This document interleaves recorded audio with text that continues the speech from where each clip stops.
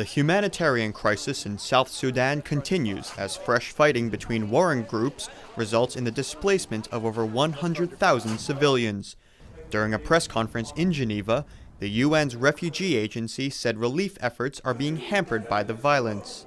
Heavy fighting in the country's Unity and Upper Nile states over the last 2 months has now displaced more than 100,000 people. It's blocking humanitarian aid deliveries for some 650,000 people as aid organizations in many of these places have been forced to withdraw. Since the beginning of the year, some 60,000 South Sudanese have fled the country mostly to Sudan, to Ethiopia, Uganda, and bringing the total South Sudanese who have fled the country since December of 2013 to more than 500,000. A reminder that another 1.5 million people are internally displaced. But officials have said violence is not the only reason for the displacement. Chronic food insecurity brought on by irregular weather and drought has resulted in the country's worst hunger crisis in its history. Refugees are citing the upsurge in fighting, but also growing food insecurity as the main reasons for fleeing. It's estimated that more than 3.8 million people, representing a third of South Sudan's 11 million population, do not have sufficient food.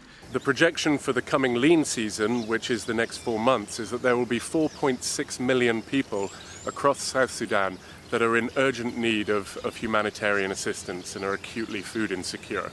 In terms of the distribution, slightly more than half of those, 2.5 million, are found in the most conflict-affected areas that are still experiencing displacement and within the current civil war in Greater Upper Nile. Relief agencies like UNHCR and the World Food Programme are operating well below normal funding levels, further complicating efforts to bring aid to the population. When there's only 10% funding, you have to prioritize, and that means that a number of services, including those that I mentioned, clean water, sanitation, health, food, shelter, all these things are really severely underfunded at this time. We have to prioritize further as the condition continues, but obviously we hope funds will come in.